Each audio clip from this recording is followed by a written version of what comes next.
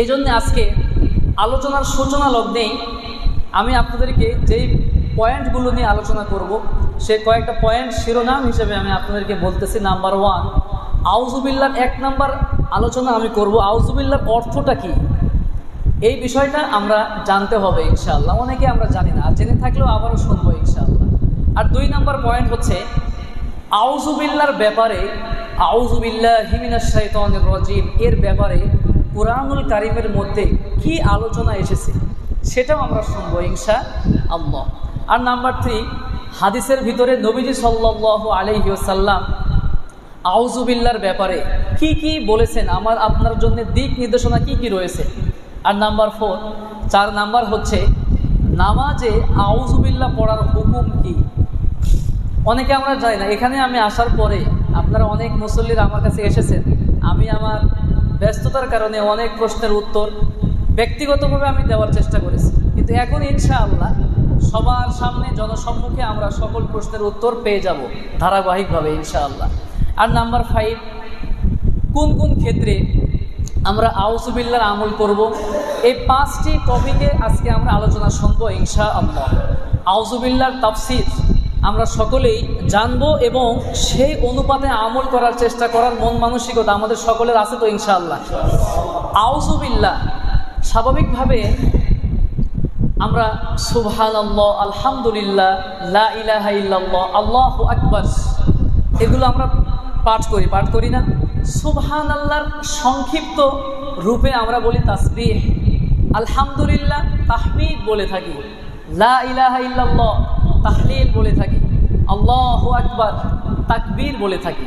সংক্ষেপে আউযুবিল্লাহি মিনাশ শাইতানির রাজিম এরও সংক্ষিপ্ত একটা রূপ রয়েছে, সেটাকে বলা হয় তাআউযুজ আল ইস্তিআযা বলা হয়ে থাকে।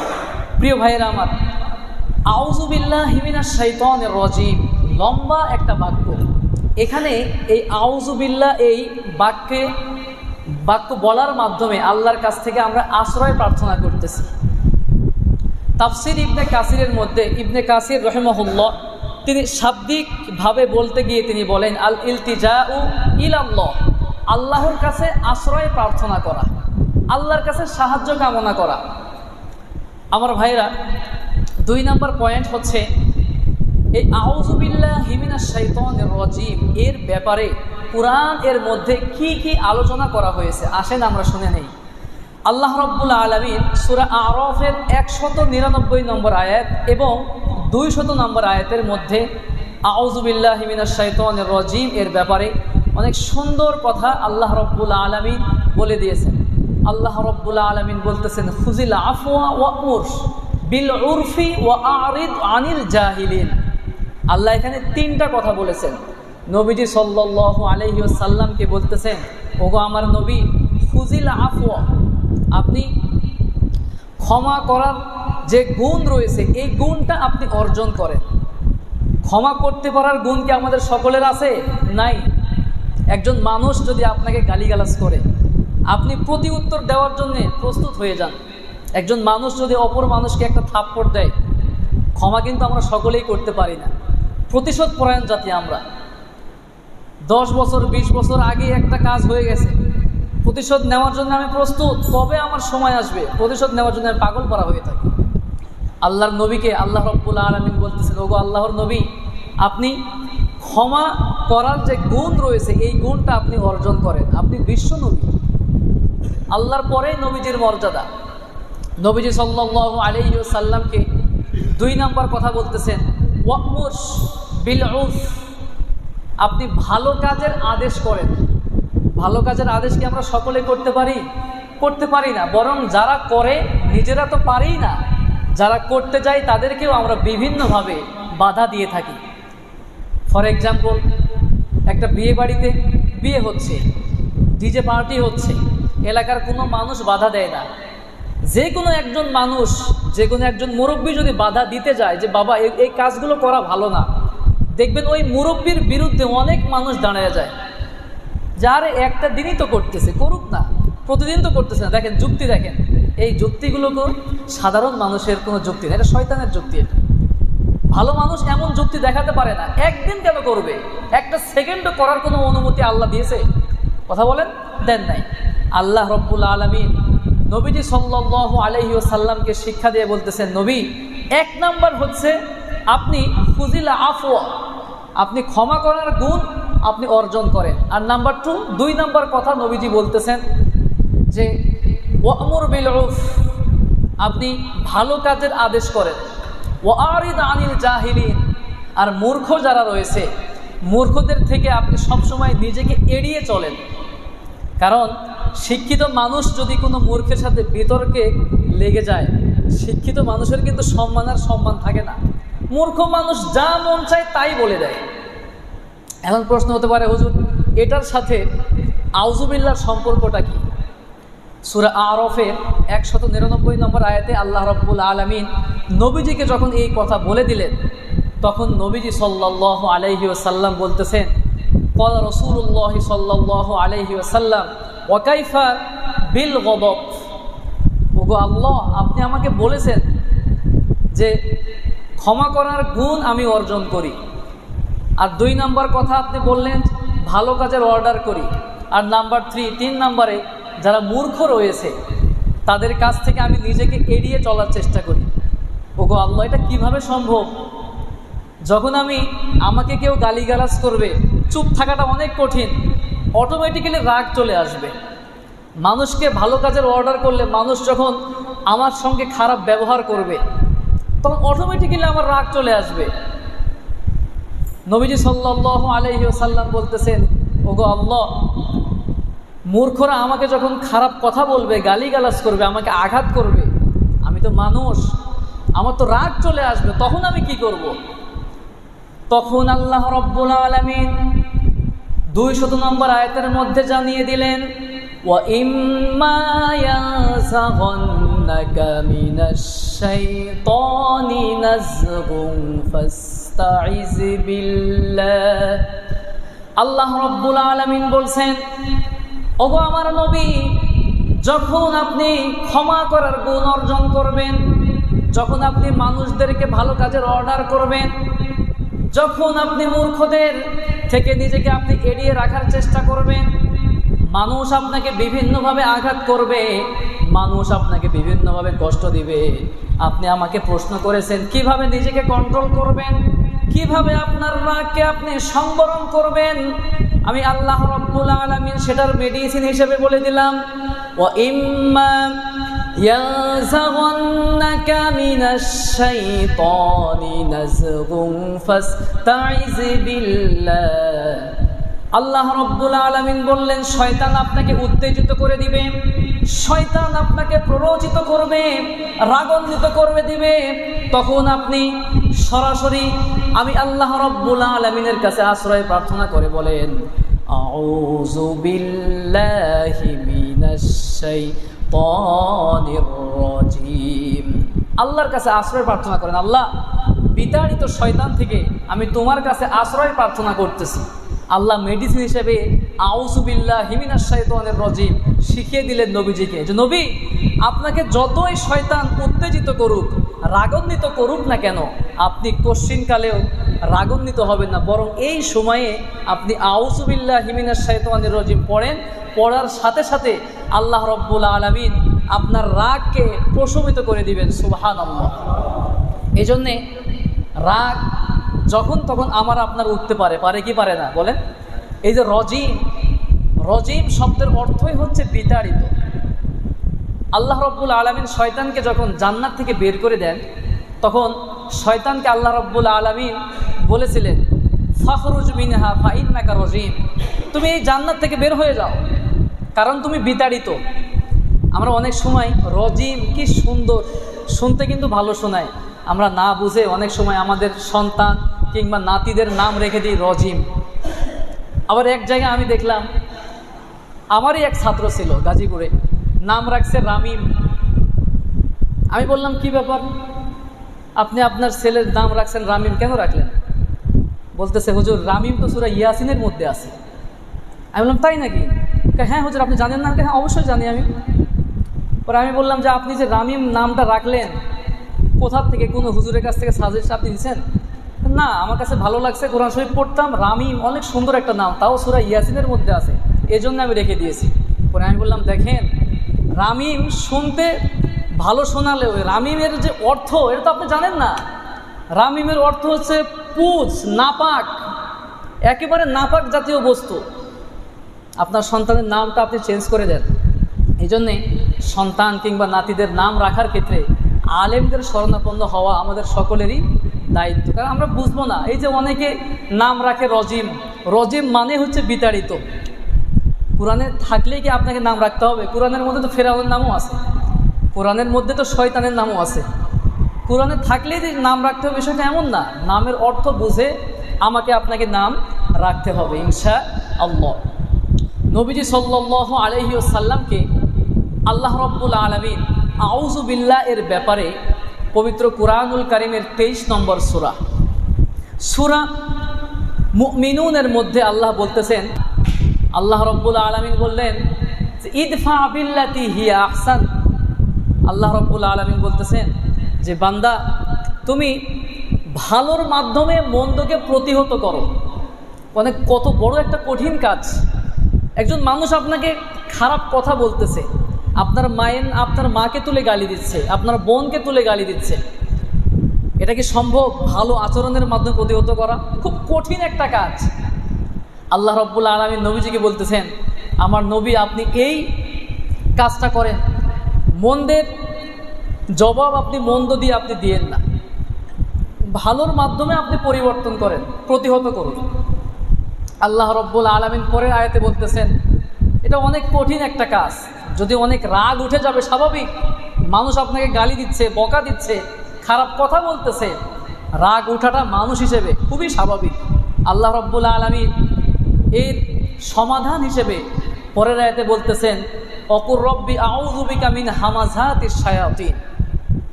যখন আপনার রাগ উঠে যাবে, শয়তান যখন আপনাকে উত্তেজিত করবে, তখন আপনি অকুর রব্বি আউযু বিকা মিন হামাযাতিশ শায়াতিন, সেই শয়তানের, বিতাড়িত শয়তানের থেকে আমি আল্লাহর কাছে আপনি আশ্রয় প্রার্থনা করেন। কি বলে? আউযু বিল্লাহি মিনাশ শাইতানির রাজিম। আল্লাহ রাব্বুল আলামিন আরও শিখিয়ে দিচ্ছেন, নবী আপনি বলেন ওয়া আউযু বিকা রব্বি আন ইয়াহযুরুন। শুধুমাত্র শয়তানের প্ররোচনা থেকে নয়, উপস্থিত শয়তান যেন উপস্থিত হতেই না পারে, এই ব্যাপারে আমি আল্লাহর কাছে এই বাক্য দিয়ে সাহায্য চান, আশ্রয় চান। বাক্যটা কি? আউযু বিল্লাহি মিনাশ শাইতানির রাজিম।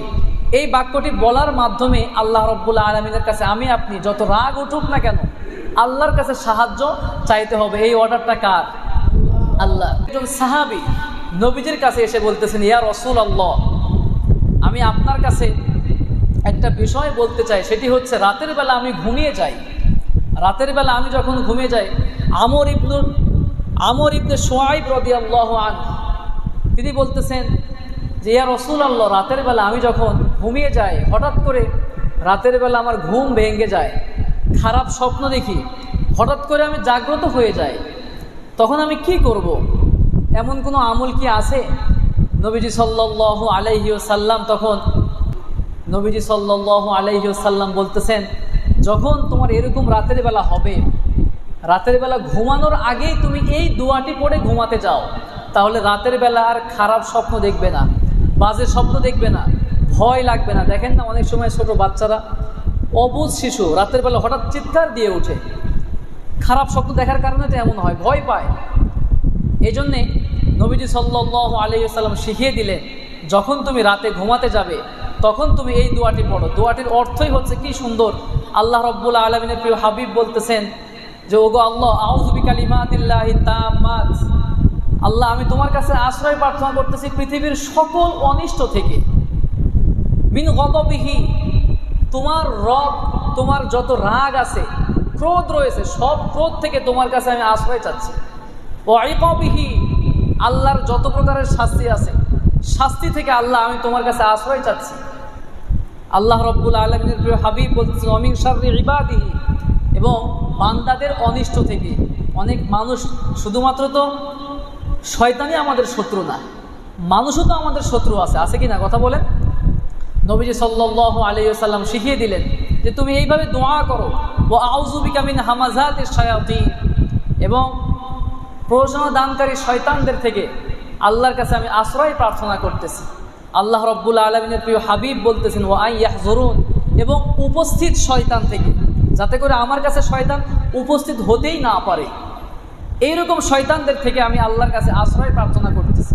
আল্লাহর কোনো বান্দা যদি এই দোয়া করে ঘুমিয়ে যায়, তাহলে আল্লাহ রাব্বুল আলামিনের প্রিয় হাবিব বলেন ঘুমন্ত অবস্থায় কোনো খারাপ স্বপ্ন আল্লাহ রাব্বুল আলামিন তাকে দেখাবেন না। সুবহানাল্লাহ। নাম্বার 3 নাম্বার যে পয়েন্ট, সেটা হচ্ছে হাদিসে আউযু বিল্লাহি মিনাশ শাইতানির রাজিম এর ব্যাপারে কি বলা হয়েছে। আসুন আমরা জেনে নেই। নবীজি সাল্লাল্লাহু আলাইহি ওয়াসাল্লাম, আবু সাঈদ খুদরি রাদিয়াল্লাহু আনহু হাদিসটি বর্ণনা করেছেন। নবীজি সাল্লাল্লাহু আলাইহি ওয়াসাল্লাম বলেছেন, কানা রাসূলুল্লাহ সাল্লাল্লাহু আলাইহি ওয়াসাল্লাম ইযা ক্বামা মিনাল লাইল ইস্তাফতাহা সালাতাহু কাব্বারা ফাকাল সুবহানাকা আল্লাহুম্মা ওয়া বিহামদিকা ওয়া তাবারাকা ইসমুকা ওয়া তাআলা জাদ্দুকা ওয়া লা ইলাহা গায়রুক। নবীজি সাল্লাল্লাহু আলাইহি ওয়াসাল্লাম যখন নামাজে দাঁড়াতেন, নামাজে দাঁড়ানোর পরে তিনি তাকবীর দিতেন, কাব্বারা, আল্লাহু আকবার বলে নামাজ শুরু করতেন। নামাজ শুরু করার পরে তিনি সুবহানাকা আল্লাহুম্মা ওয়া বিহামদিকা ওয়া তাবারাকা ইসমুকা ওয়া তাআলা জাদ্দুকা ওয়া লা ইলাহা গায়রুক সানাটা পড়ে নিতেন। এরপরে আলাদা একটা দোয়া তিনি পড়তেন, যেটা আমার আপনার পড়ার দরকার নাই। নবীজি সাল্লাল্লাহু আলাইহি ওয়াসাল্লাম এরপরে যে কাজটি করতেন, যে কথাটা বলতেন, যে দোয়াটা পড়তেন, সেটা হচ্ছে আউযু বিল্লাহি মিনাশ শাইতানির রাজিম। আর নাম্বার 4 নাম্বার হচ্ছে নামাজে আউযু বিল্লাহি মিনাশ শাইতানির রাজিম পড়ার বিধান কি, হুকুম কি। এখানে মাযহাবগত বিষয় রয়েছে। ইমাম আবু হানিফা রাহিমাহুল্লাহ তার মতে নামাজের মধ্যে প্রথম রাকাতে আউযু বিল্লাহি মিনাশ শাইতানির রাজিম এটা পড়ে নেওয়া মুস্তাহাব, সর্বোচ্চ সুন্নত বলতে পারেন। মাযহাব মনে রাখতে হবে, এটা আমার আলোচনার বিষয় না। মাযহাব কোনো ধর্মের নাম না, মাযহাব একটা সংকলন। আবু হানিফার মাযহাব, শাফিঈর মাযহাব, মালিকির মাযহাব, হাম্বলির মাযহাব, প্রত্যেকটা মাযহাব কিন্তু কোরআন সুন্নাহর ভিত্তিতেই গঠিত। তো ইমাম আজম আবু হানিফা রাহিমাহুল্লাহ তিনি বলেছেন, নামাজের শুরুতে সর্বপ্রথম রাকাতে একবারের জন্য আউযু বিল্লাহ পড়ে নিলে বাকি 4 রাকাত বা 2 রাকাত 3 রাকাত যেই কয় রাকাত আপনি পড়েন, বাকি রাকাতগুলোর জন্য যথেষ্ট হয়ে যায়। সুবহানাল্লাহ। আর অন্যান্য যেমন মালিকি মাযহাবের মধ্যে তিনি বলেন যে প্রত্যেক রাকাতে আউযু বিল্লাহ পড়ার কোনো দরকারই নেই, কারণ নবীজি পড়েন নাই, সাহাবীরা পড়েন না, তাহলে আমরা কেন পড়ব, দলিল আছে প্রত্যেকের।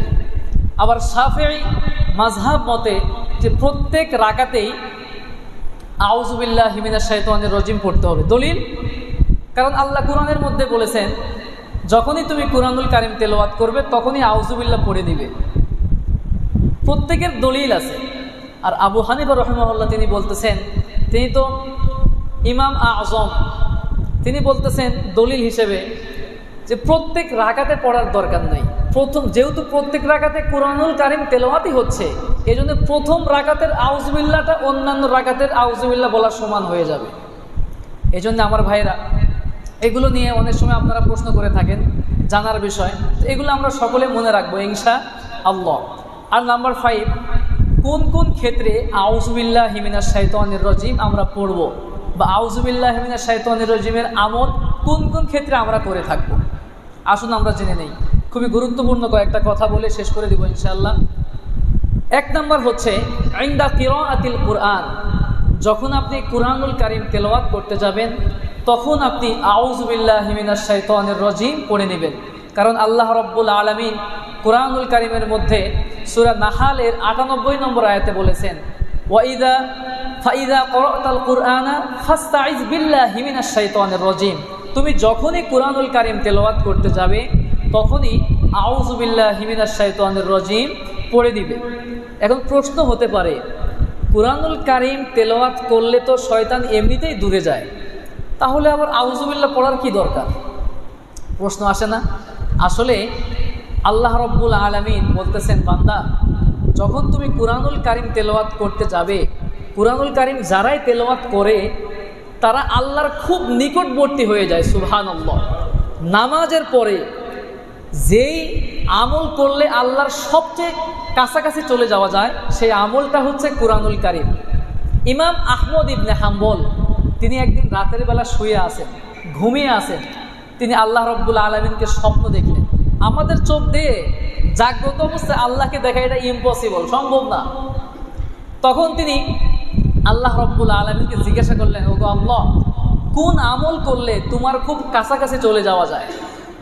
আল্লাহ রব্বুল আলামিন বললেন, কুরআনুল কারীমের তেলাওয়াত যখন তুমি করো তখন অটোমেটিক্যালি তুমি আমার কাছে আসতে থাকো। বান্দা যখন কুরআনুল কারীমের তেলাওয়াত করতে থাকে আল্লাহর খুব নিকটবর্তী হয়ে যায়। সুবহানাল্লাহ।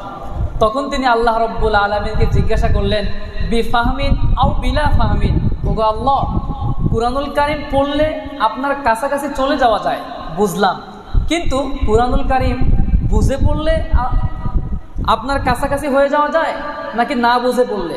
আল্লাহ রব্বুল আলামিন বললেন, বান্দা, আমার বান্দা কোরআন বুঝে পড়ুক অথবা বুঝে না পড়ুক, না বুঝে পড়ুক, বান্দা কোরআন পড়লেই আমি আল্লাহর কাছে আসতে থাকি। সুবহানাল্লাহ। এটা আবার আপনারা দলিল হিসেবে নিয়েন না, আহমদ ইবনে হাম্বলের একটা স্বপ্ন, কিন্তু নবীজি সাল্লাল্লাহু আলাইহি ওয়াসাল্লামের অসংখ্য হাদিসের মধ্যেই এসেছে যে নামাজের পরে যে আমলের মাধ্যমে আল্লাহর খুব নিকটবর্তী হয়ে যাওয়া যায় সেটাই হচ্ছে কুরআনুল কারীমের তেলাওয়াত। আর কুরআনুল কারীমের তেলাওয়াত করার আগে আমরা আউযুবিল্লাহ এই জন্যই পড়ব, শয়তান আল্লাহর সঙ্গে চ্যালেঞ্জ করেছে, যেটা আমি প্রথম আমার ইন্টারভিউয়ের আলোচনাতে বলেছিলাম যে আল্লাহ যখন শয়তানকে বিতাড়িত করে দেন তখন শয়তান বলেছিল, ফাবিমা আগওয়াইতানি লাআকউদান্না লাহুম সিরাতাকাল মুস্তাকিম সুম্মা লাআতিয়ান্নাহুম মিন বাইনি আইদিহিম ওয়া মিন খালফিহিম ওয়া আন আইমানিহিম ওয়া আন শামাইলিহিম। শয়তান আল্লাহকে বলছিল, আল্লাহ, তুমি যার কারণে আমাকে বের করে দিলা, এই আদমকে এবং তার সন্তানকে আমি ইবলিস দেখে ছাড়বো, তার ডান দিক থেকে বাম দিক থেকে সামনে পিছনে চতুর্দিক থেকে তাকে আমি অ্যাটাক করে আক্রমণ করে ওয়াসওয়াসা দিয়ে কুমন্ত্রণা দিয়ে আমি জাহান্নামী বানাবো, পাপিষ্ঠ বানাবো। শয়তানের একটা চ্যালেঞ্জ। শয়তান পশ্চিম কালেও চায় না একজন বান্দা আল্লাহর খুব কাছাকাছি চলে যাক।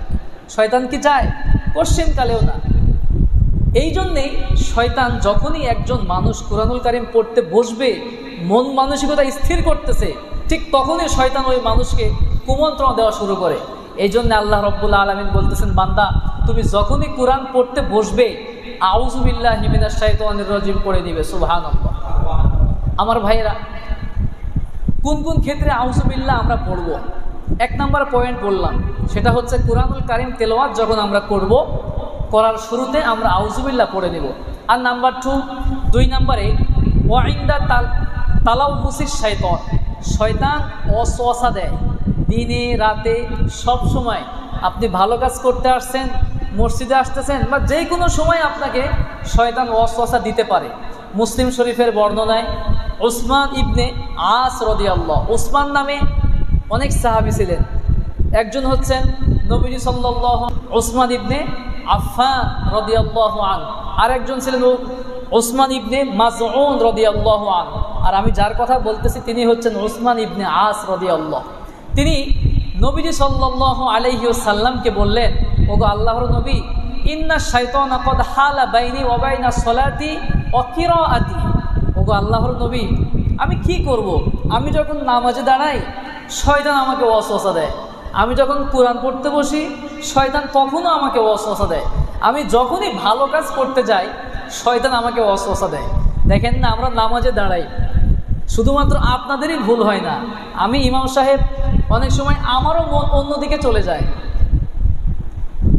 এই জন্যে যারা হজ করতে গিয়েছেন তারাও দেখবেন মসজিদে হারামের খতিব সাহেবগণ, ইমাম সাহেবগণ, তারাও কিন্তু নামাজে ভুল করে থাকেন। কারণ মানুষ তো, শয়তান মানুষকে ওয়াসওয়াসা দিবে, এটাই স্বাভাবিক। তো নবীজি সাল্লাল্লাহু আলাইহি ওয়াসাল্লামকে যখন এই কথা বললেন, নবীজি সাল্লাল্লাহু আলাইহি ওয়াসাল্লাম বলতেছেন যে যখন একজন মানুষ নামাজে দাঁড়ায় কুরআনুল কারীম তেলাওয়াত করে, তখন খিনজাব নামক শয়তান, কি নাম? খিনজাব। খিনজাব নামক শয়তান অসওয়াসা দেয় যাতে করে ভালো কাজ করতে না পারে, কারণ ভালো কাজ করলেই তো এর জ্বালা পড়া শুরু হয়ে যায়। এই জন্য শয়তান অসওয়াসা দিতেই থাকে। নবীজি সাল্লাল্লাহু আলাইহি ওয়াসাল্লাম বললেন যে কি করবে শোনো, শয়তান তোমাকে যখন ওয়াসওয়াসা দিবে, নবীজি সাল্লাল্লাহু আলাইহি ওয়াসাল্লাম কয়েকটা আমলের কথা বলে দিলেন। এক নম্বরে নবীজি বললেন তুমি তাআউজ পড়ে নিবে, আউযু বিল্লাহি মিনাশ শাইতানির রাজিম। এরপরে তুমি বাম দিকে থু থু এভাবে 3 বার থুতু ফেলবে। আর এরপরে তুমি স্বাভাবিকভাবে তোমার মতো করে তুমি যে তেলাওয়াত করতেছো করতে থাকবে। আশা করা যায় আল্লাহ রাব্বুল আলামিন শয়তান তোমার কাছ থেকে অনেক দূর করে দিবে। সুবহানাল্লাহ। নবীজি সাল্লাল্লাহু আলাইহি ওয়াসাল্লাম গ্যারান্টি দিচ্ছেন ফাআযহাবাল্লাহু তাআলা, যে আল্লাহ পাক নিজে তোমার কাছ থেকে ওই শয়তানকে বিতাড়িত করে দিবেন। এই দায়িত্বটা কার? আল্লাহর। কিন্তু আমল করব আমরা প্রথমে আউযু বিল্লাহি মিনাশ শাইতানির রাজিম পড়ে নিব, এরপরে বাম দিকে আমরা 3 বার থুতু ফেলবো। আবার সব থুতু এক লগে জমায়ে পাশের মানুষকে কষ্ট দেওয়া যাবে না, সমস্যা। হালকা স্বাভাবিক, আপনি খালি দেখাচ্ছেন আমি ফেলতেছি, শেষ। নবীজি সাল্লাল্লাহু আলাইহি ওয়াসাল্লামের কাছে একজন সাহাবী আসলেন। তিনি এসে বলতেছেন ইয়া রাসূলুল্লাহ, আমার মনে অনেক প্রশ্ন জাগে, কিন্তু এই প্রশ্নগুলো আমি আপনাকে বলতে ভয় লাগে আমার। বললেন না জানি আপনি কি মনে করে বসেন, কিংবা আমার ঈমান চলে যায় কিনা। নবীজি সাল্লাল্লাহু আলাইহি ওয়াসাল্লাম আশ্বাস দিলেন, আশ্বস্ত করলেন তুমি বলো তোমার মনে কি প্রশ্ন আসে।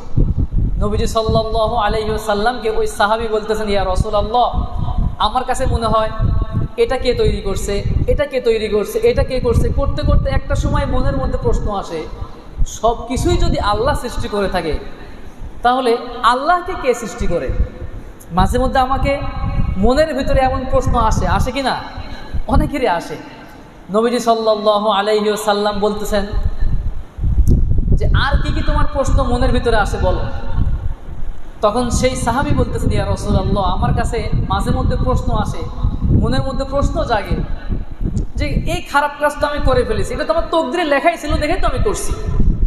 আমি নামাজ পড়তে পারি না, এটা আমার তকদিরে লেখা ছিল। আমি খারাপ কাজে লিপ্ত হয়েছি, এটাও আমার তকদিরে লেখা ছিল। আমি চুরি করতেছি, এটা আমার তকদিরে লেখা ছিল, আমার দোষটা কি? এরকম প্রশ্ন আসে। নবীজি সাল্লাল্লাহু আলাইহি ওয়াসাল্লাম কি সুন্দর করে বললেন, আমার সাহাবী শোনো, তোমার মনের মধ্যে বিভিন্ন জাতের প্রশ্ন উদয় হয় যে আল্লাহকে কে বানাইছে, এবং খারাপ কাজে তুমি লিপ্ত হয়েছো, এটা তোমার কোনো দোষ নাই, সেটা তোমার কপালের দোষ, তকদিরের দোষ। তখন নবীজি বললেন এটা তোমার এই কারণেই আসে। নবীজি সাল্লাল্লাহু আলাইহি ওয়াসাল্লাম আশার বাণী শোনালেন। নবীজি বললেন যাকা সরিহুল ঈমান, তুমি ঈমানের স্বাদ তুমি পেয়েছো। সুবহানাল্লাহ। ঈমান আমাদের আছে বিধায় শয়তান আমাকে আপনাকে কুমন্ত্রণা দিয়ে আমাদের ঈমানকে নষ্ট করার চেষ্টা করে। নবীজি সাল্লাল্লাহু আলাইহি ওয়াসাল্লাম তিনি বললেন এটা বিশুদ্ধ ঈমানের পরিচয়। প্রশ্ন আসবে, দোষের কিছু না, কিন্তু যখনই এই প্রশ্নগুলো আসবে আউযু বিল্লাহি মিনাশ শাইতানির রাজিম পড়ে নিবে, তাহলে দেখা যাবে শয়তান তোমার কাছ থেকে বিতাড়িত হয়ে যাবে। সুবহানাল্লাহ।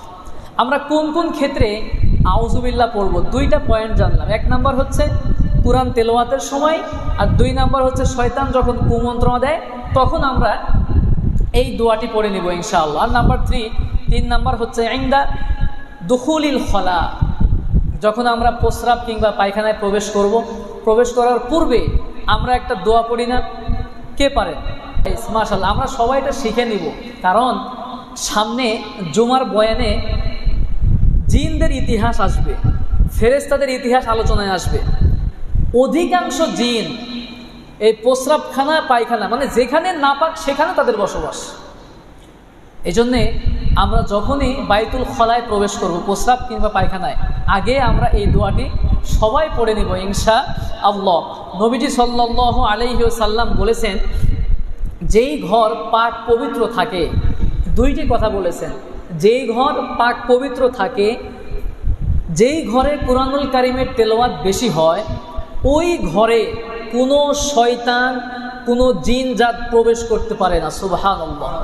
কিন্তু আমরা আমাদের মা বোন যারা আছেন অনেক অবহেলা করেন। ছোট্ট ছোট্ট সন্তান যাদের ঘরে আছে, একটা করে সুন্দর একটা জায়গার মধ্যে সন্তানের প্রস্রাবের জিনিস, পায়খানার জিনিস সব এক জায়গায় জমা করতেছে, 24 ঘন্টা হয়ে গেলে পরে গোসলের সময় ধুয়ে দিচ্ছে। এগুলো করা অনুচিত। ওই শয়তান ওই জায়গার মধ্যে গিয়ে বাসা বাঁধে। নবীজি সাল্লাল্লাহু আলাইহি ওয়াসাল্লাম নিষেধ করেছেন। আবার অনেক ভাইয়েরা আছেন, বোনেরা আছেন, না জানার কারণে এমনটা করে থাকেন।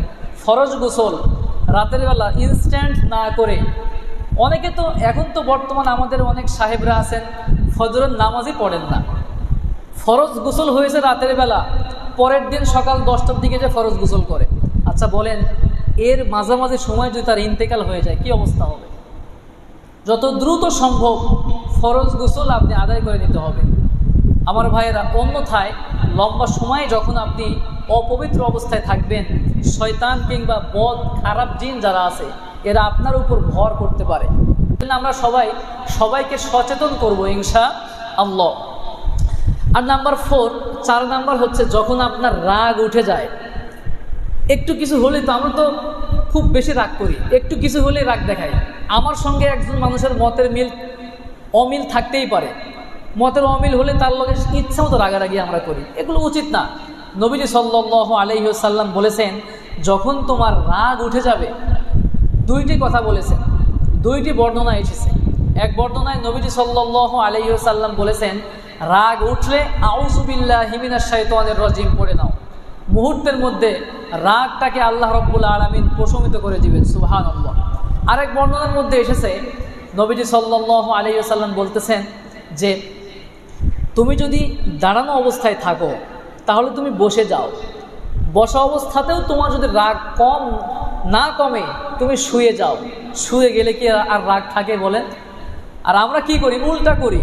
আমরা শুয়ে থাকি, কেউ যদি কোনো কথা বলে বসে পড়ি, আর একটা কথা বললে দাঁড়িয়ে যায়, আর একটা কথা বললে হাত দিয়ে শুরু করে দেই, করি না আমরা এরকম? এমন করা উচিত না। নবীজি সাল্লাল্লাহু আলাইহি ওয়াসাল্লাম বলেছেন খবরদার, দাঁড়ানো অবস্থায় থাকলে বসে যাবে, এরপরে রাগ না কমলে শুয়ে যাবে। কিন্তু রাগ করা মুসলমান হিসেবে, মুমিন হিসেবে আমাদের জন্য এটা বেমানান আমার ভাইয়েরা। নাম্বার 5 নাম্বার হচ্ছে ইনদা দুখুলিল মানজিল। আপনি যখন আপনার ঘরে প্রবেশ করতেছেন, আপনার ঘরে হোক কিংবা আপনার কোনো আত্মীয়র ঘরে, যেখানে আপনি যান, আপনি যখনই ঘরে প্রবেশ করবেন তখনই ঘরে প্রবেশ করার পূর্বে আপনি পড়ে নেবেন আউযু বিকালিমাতিল্লাহি তাম্মাতি মিন শাররি মা খলাক। পৃথিবীর যত অনিষ্ট আছে সব অনিষ্ট থেকে আল্লাহ তুমি আমাকে সব সময়ের জন্য নিরাপদে রাখো, আশ্রয় প্রার্থনা করতেছে আল্লাহ তোমার কাছে। আপনি যখন এই দোয়াটি পড়ে নেবেন, নবীজি বলেছেন ওই ঘরে যতক্ষণ থাকবেন বের হওয়া পর্যন্ত সকল প্রকারের অনিষ্ট থেকে হেফাজত করবেন কে? এজন্যে এই দোয়াটি খুব ছোট্ট ছোট্ট দোয়া এগুলো। এটা যদি নাও পারেন আউযু বিল্লাহি মিনাশ শাইতানির রাজিম পড়ে নেবেন। আল্লাহ রাব্বুল আলামিন কবুল করে পড়েন, আমিন। আর নাম্বার 6 নাম্বার হচ্ছে আমাদের শহর অঞ্চলে দেখা যাচ্ছে এখন কুকুর বেশি, কুকুর ঘেউ ঘেউ করে। আমি তো যখন আমি ট্রেনিং করলাম সকালবেলা বেরোতাম, কি পরিমাণ যে গলিতে গলিতে কুকুর বলার বাইরে। তো কুকুর যখন ঘেউ ঘেউ করে, নবীজি সাল্লাল্লাহু আলাইহি ওয়াসাল্লাম শিখিয়ে দিলেন তুমি আউযু বিল্লাহি মিনাশ শাইতানির রাজিম পড়ে নিবে। কুকুর যদি তোমার দিকে কামড়ানোর জন্য এগিয়েও আসে আর আপনি যদি এই আমলটা করতে পারেন, কুকুরকে আল্লাহ মুহূর্তে স্টপ করে দিবে, সুবহানাল্লাহ। চিন্তা করা যায়? নবীজি সাল্লাল্লাহু আলাইহি ওয়াসাল্লাম বলতেছেন যে 2টি কথা বলেছেন। আরেক বর্ণনার মধ্যে নবীজি বলেছেন যে বাম পাশে, ওই যে কিছুক্ষণ আগে বললাম যে বাম পাশে থুতু দেওয়া লাগবে, যে প্রথমে আউযু বিল্লাহ পড়ে নেবেন, এরপরে সাথে সাথে বাম দিকে 3 বার থুতু ফেলবেন। আল্লাহ রাব্বুল আলামিন কুকুর থেকে আপনাকে হেফাজত করবেন, পড়েন আমিন। আর নাম্বার 7 নাম্বার হচ্ছে হঠাৎ ঘুম যখন ভেঙে যায়, রাতের বেলা দেখা যায় আমরা অনেক সময় বাজে স্বপ্ন দেখি, খারাপ স্বপ্ন দেখি, হঠাৎ চিৎকার দিয়ে, বড় মানুষও তো আমরা মাঝে মধ্যে এত খারাপ স্বপ্ন দেখি চিৎকার দিয়ে উঠতে হয়।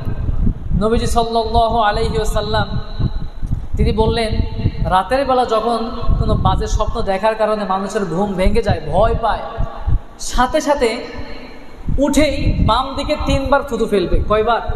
3 বার থুতু ফেলবে। এরপরে 2 নাম্বার আমল হচ্ছে আউযু বিল্লাহি মিনাশ শাইতানির রাজিম পড়ে নেবে। আর নাম্বার 3 নাম্বার হলো আপনি যেই দিকে থাকা অবস্থায়, যেই কাঁধে থাকা অবস্থায় ভয় পেয়েছেন, ঘুম ভেঙে যাওয়ার পরে আপনি বাম কাঁধে, আপনি যদি ডান কাঁধে থাকেন বাম কাঁধে হয়ে যাবেন, বাম কাঁধে থাকলে ডান কাঁধে হয়ে যাবেন, মানে এক কথায় আপনার কাঁধটা পরিবর্তন করবেন। এখন প্রশ্ন হতে পারে, হুজুর, একজন আমাকে প্রশ্ন করেছিলেন, হুজুর আমি তো ঘুমিয়ে আছি, আপনি বলেছেন বাম কাঁধে থাকলে ডান কাঁধে, আমি তো চিত হয়ে শুয়ে আছি, আমি কি করব? আমি বললাম আচ্ছা ঠিক আছে, এটারও সমাধান হাদিসের মধ্যে আছে। নবীজি সাল্লাল্লাহু আলাইহি ওয়াসাল্লাম বলেছেন, চিত হয়ে থাকলে যদি এই অবস্থা, স্বাভাবিকভাবে এটা হয় না, আপনি চিত হয়ে থাকা অবস্থায় যদি ভয়ও পান, দেখা যাবে মুহূর্তে আপনি যে কোনো এক কাঁধে হয়ে যাবেন, আপনি টের পাবেন না। কিন্তু চিত হয়ে থাকা অবস্থায় এটা আসলে খুব কম, একেবারে রেয়ার। এরপরেও যদি হয়, নবীজি সাল্লাল্লাহু আলাইহি ওয়াসাল্লাম বলেছেন আপনি ডান কাঁধে হয়ে ঘুমিয়ে যাবেন। প্রিয় ভাইয়েরা আমার, সর্বশেষ পয়েন্ট, শরীর যখন ব্যথা করে, শরীর ব্যথা হয় না আমাদের, কারো বুকে ব্যথা করে, কারো হাতে ব্যথা, মাজায় ব্যথা, পায়ে ব্যথা, প্রত্যেকটা মানুষেরই বয়স বাড়ার সাথে সাথে ব্যথাও বাড়তে থাকে। নবীজি সাল্লাল্লাহু আলাইহি ওয়াসাল্লাম শিখিয়ে দিয়েছেন, মুসলিম শরীফের বর্ণনায় হাদিস এসেছে, নবীজি বলেছেন দ ইয়াদাকা আলাল্লাযী তাআল্লামা মিন জাসাদিক। নবীজি সাল্লাল্লাহু আলাইহি ওয়াসাল্লাম বলেছেন, যখন বান্দার শরীরের কোনো জায়গা ব্যথা হয়, নবীজি বলেছেন দ ইয়াদাক, মনে করেন আপনার এখানে ব্যথা, হাত রাখলেন, আপনার বুকে ব্যথা, বুকে হাত রাখলেন, যেখানে ব্যথা সেখানে হাত রেখে আপনি রাখবেন। রাখার পরে নবীজি বললেন ওয়াকুল বিসমিল্লাহি সালাসান, আপনি 3 বার বিসমিল্লাহ পড়ে নেবেন। কয়বার? 3 বার বিসমিল্লাহির রহমানির রহিম আপনি পড়ে নিলেন।